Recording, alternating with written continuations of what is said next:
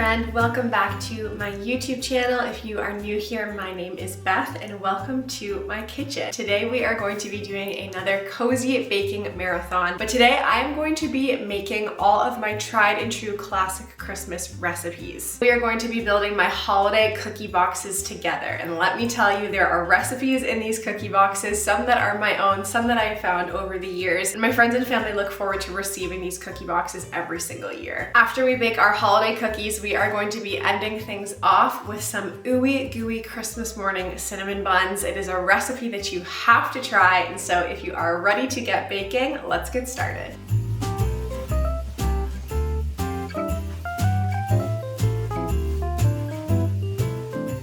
The first recipe that we are going to make together are my chewy ginger molasses cookies. This is like the quintessential Christmas cookie. It's one that makes a huge batch, which is perfect for cookie boxes, and people always rave to me about it every single year. So we are going to need our flour, both white and brown sugar, some unsalted butter that's had a chance to get to room temperature, as well as molasses, 2 eggs, baking soda and salt, some cinnamon, ground ginger, and ground cloves. To get started, we are going to be creaming together our wet ingredients with the sugar. So I'm going to add everything right into my KitchenAid mixing bowl because I will use my stand mixer for this. You could also use a hand mixer. So I'm going to add in my butter. Crack 2 eggs in there. We're gonna do a half a cup of molasses. I always make sure that this is 100% pure. And then we're going to add 1 cup of white sugar and 1 cup of brown sugar. And now we are going to add our dry ingredients together. Got my big bag of flour out today. We are going to be doing 4 cups of all-purpose flour. It's a lot of flour, but again, you do get a lot of cookies. I believe this recipe yields 36. So it is a really great one if you are also planning on doing holiday cookie boxes or bringing cookies to a cookie swap or a holiday party. Now we're gonna add a half a teaspoon of salt, 4 teaspoons of baking soda,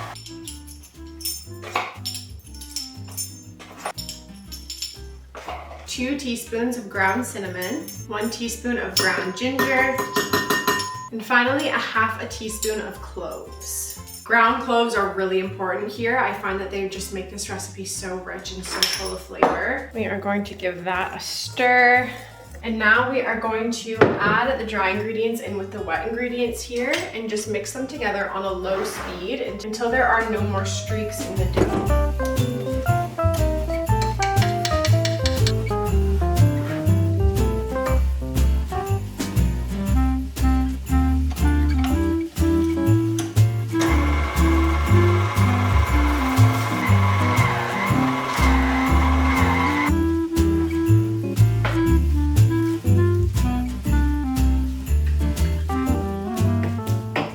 Once your dough is done, you are going to want to refrigerate it for about an hour. This is really important for us to keep that chewy consistency for the cookie. When you don't refrigerate, you're gonna get something that's a little bit crispier, so don't bypass this time. I will typically wrap it in some plastic wrap, put it in the fridge for an hour, and work on something else while I wait.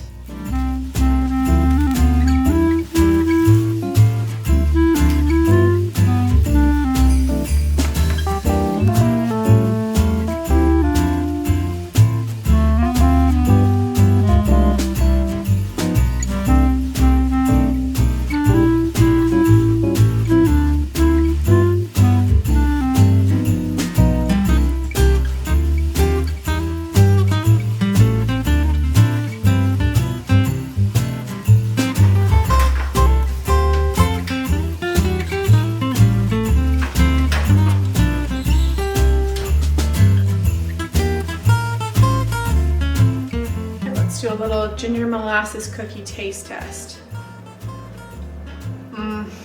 So good. There's a reason why I make these every year. The next recipe that we are going to get started on is dangerously good. I feel like I need to almost apologize in advance because once you have these in your home, you will not be able to stop eating them. And that recipe is Millionaires shortbread. I stumbled upon this recipe for the first time maybe 3 years ago now because I was looking for something show-stopping and unique to put into my cookie boxes, and this recipe truly delivers. It is an incredible spin on shortbread where you're making almost like a shortbread bar, and you have a layer of shortbread on the bottom, a rich caramel on the inside, and sweet creamy chocolate poured over the top. So it is really a sweet tooth dream, and we are going to get started on making them now. So for ingredients, we will need both light and brown sugar, a cup of unsalted butter, 1 egg yolk, vanilla extract, salt, and all-purpose flour. This is what we are going to use to make the shortbread base, and that is what we are going to get started with. Once again, we're going to be starting with creaming together our butter and our sugar. I'm also really loving having this apron and just being able to wipe my hands on it and keep going. 1/3 cup of white sugar, 1/3 cup of brown sugar. Let's bring this back over to the mixer.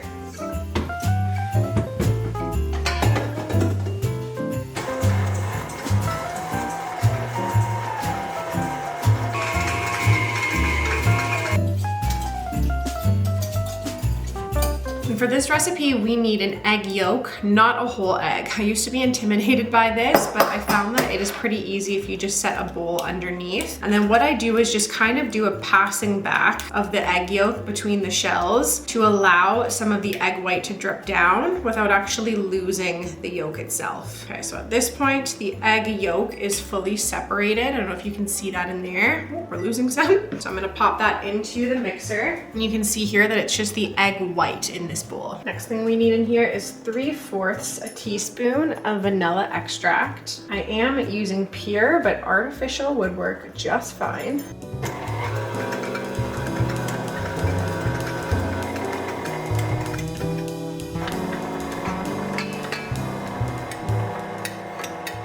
I'm also gonna add in just a 1/2 teaspoon of table salt. And with shortbread, you want to scrape down the sides of the bowl pretty often because you want to make sure that everything is very well incorporated, specifically because shortbread is something that you don't want to overmix. So I just gave that a good stir. So I have lined a 13x9 pan with parchment paper. I'm going to transfer the shortbread dough right into this pan. And this dough is very crumbly. Our goal is to kind of have it lay flat in the bottom here.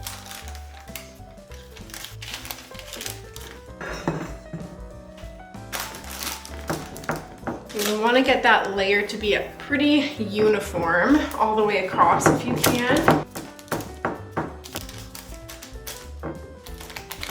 If you find that the dough is kind of lifting with your fingers as you're pressing it down, you can also put a layer of the wax or parchment paper down over top of this just to create a barrier between the stickiness of your hands and the shortbread. That is looking pretty good. So we are going to put this in the oven now at 350 for 25 minutes.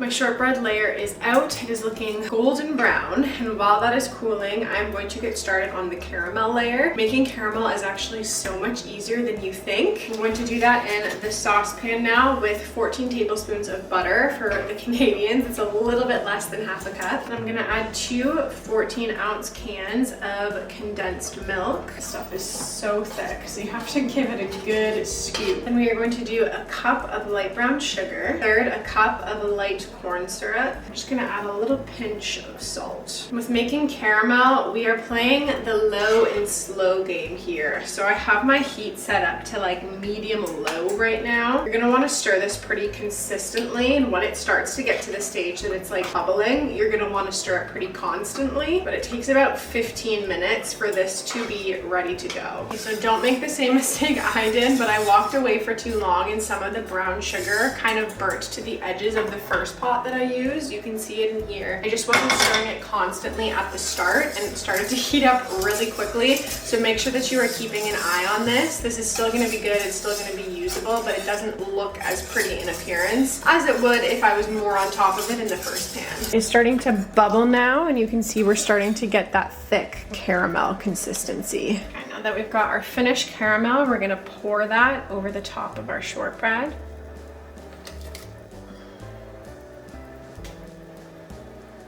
Now I'm just gonna take a spoon to kind of level all of this out. This will need to cool down significantly before we put the chocolate layer on top. You can either let it sit at room temperature for a couple of hours, or you can just pop it right into the refrigerator for an hour, which is what I am going to do now.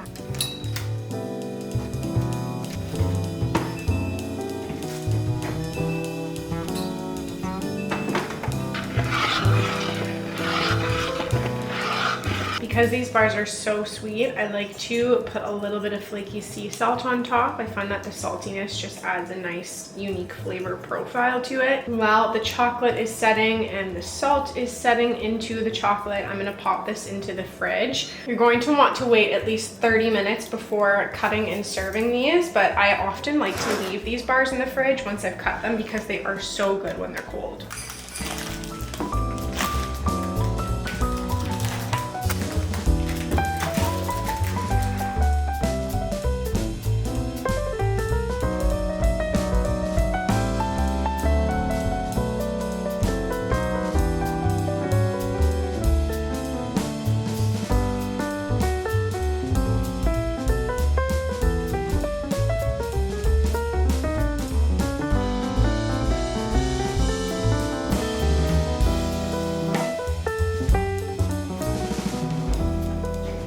We've got time for one more recipe for today before I pick things back up tomorrow. And the last one that I'm gonna make today is my fluffy peppermint chocolate chip cookies. It's not a full Christmas baking marathon, and it's not a complete Christmas cookie box if you don't have something with peppermint in it. This recipe is one that I've been making for over 10 years now and have kind of tweaked to perfection over time to get the perfect fluffy chocolate chip cookie. My kids love this one. Anyone that loves peppermint is a sucker for this cookie. So let's get started. We'll need butter and brown sugar, granulated sugar, vanilla extract and peppermint extract, flour, cornstarch, which is my secret ingredient in these cookies that makes them so fluffy, baking soda and salt, as well as mint chocolate and semi-sweet chocolate chips. Very first step is creaming our butter and sugar together. To my mixing bowl, I'm gonna add a cup of brown sugar and a fourth of granulated sugar.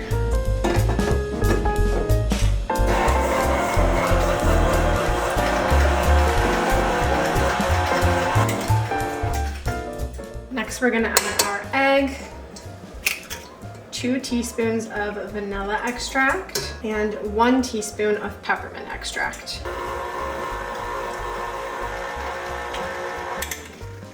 Directly to the mixer to keep it simple, I'm gonna add 2 cups of flour,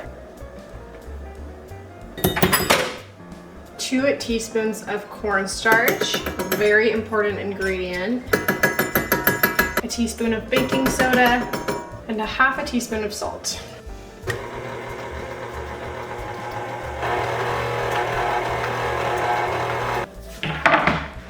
Now for the most important part of this recipe, the chocolate.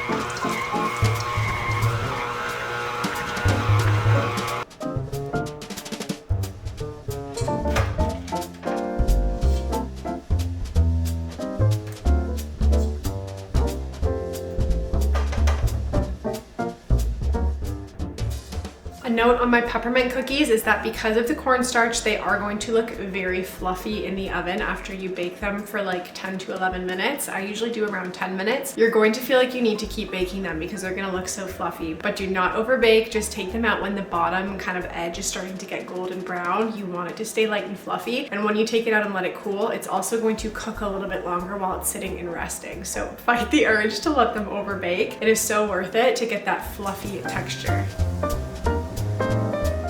Time for another taste test. Gooey chocolate, so good. That is amazing.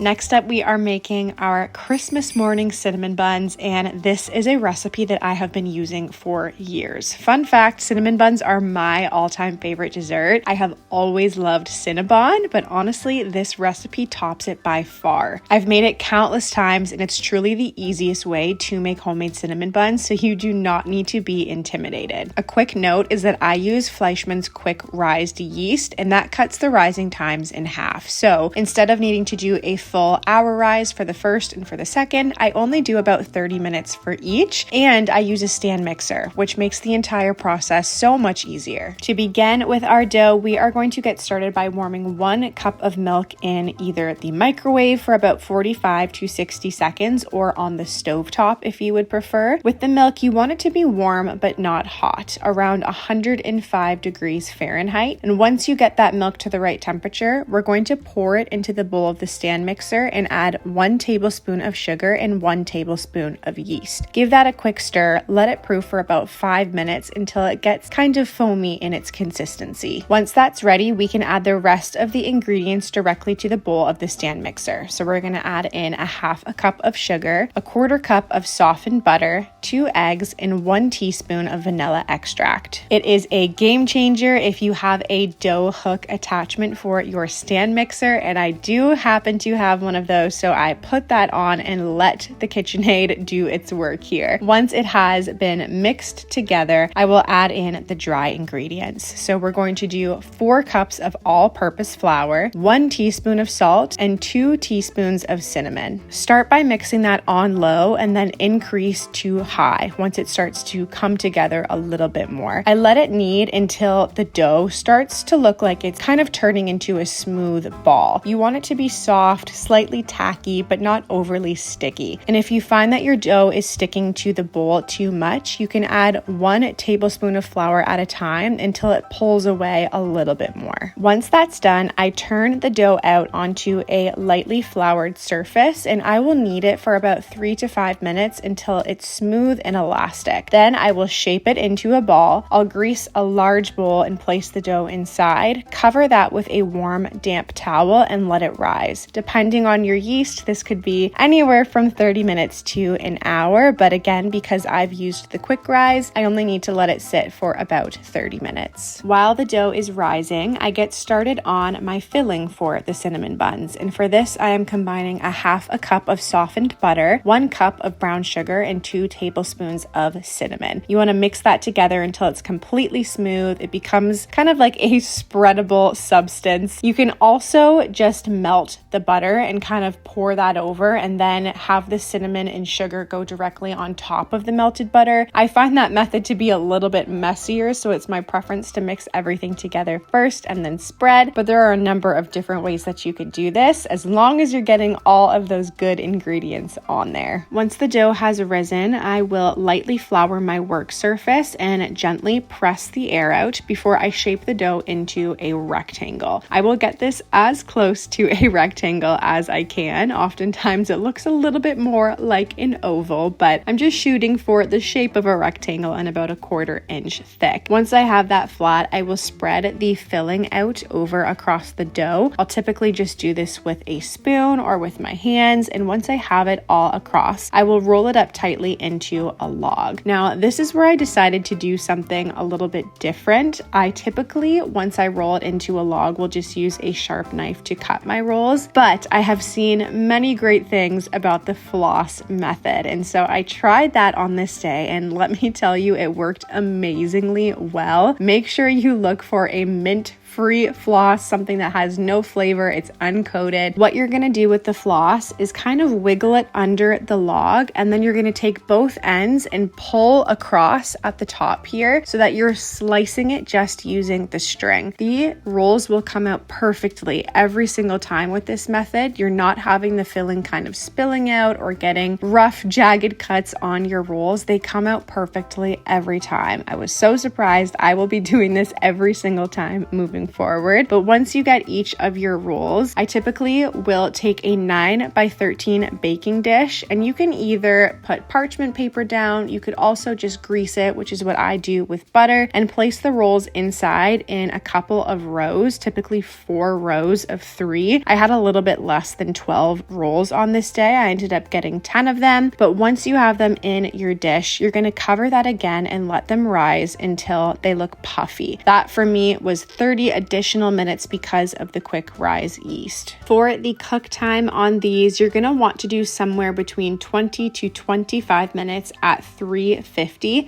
I often do around the 23-minute mark. I find that that's perfect for them to be golden and have the centers baked through. Once my buns are in the oven, I will get started on the frosting. So for the frosting, I am a sucker for a vanilla cream cheese. I think that that is the best way to eat a cinnamon bun. And so to do that, I take 8 ounces of cream cheese, softened, a 1/4 cup of butter, 1 to 2 cups of powdered sugar, a teaspoon of vanilla extract, and a pinch of salt. For the frosting, the 2 major keys are making sure that your cream cheese has had enough time to soften. You don't want it to be too cold and still have those lumps and bumps in there. Same thing with the butter. You want to make sure that you give this ample time to come to room temperature. So if I know that I'm going to be making these cinnamon buns, I will pull them out of the fridge hours and hours in advance so that they have a chance to come to the right temperature. But once the rolls come out of the oven, I will spread the frosting on immediately so it melts down into all of the layers. Let them cool slightly and serve warm. That is the best way to eat a cinnamon bun. These are so gooey, so soft, and honestly, so much better than store-bought every single time.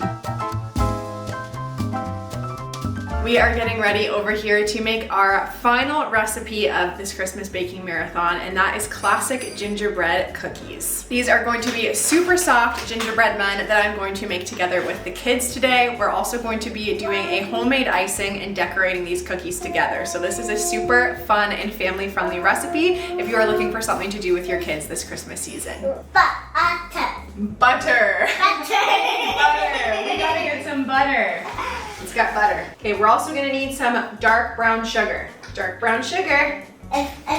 Yeah, we're gonna get 1 large egg yolk. We also need vanilla, flour. Flour. We've also got ground cinnamon and ground ginger, baking soda, salt, and ground cloves. Okay, so we're gonna put in our 1/2 cup of unsalted butter. And now I'm gonna need my scoopers to help me.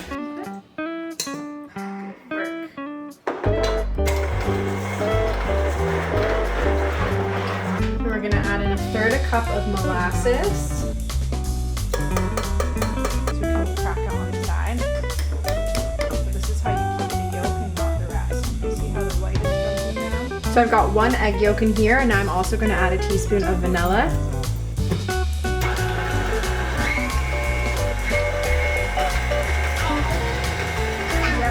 So for flour, we're going to do 2 1/4 cups. Flip it all into the bowl.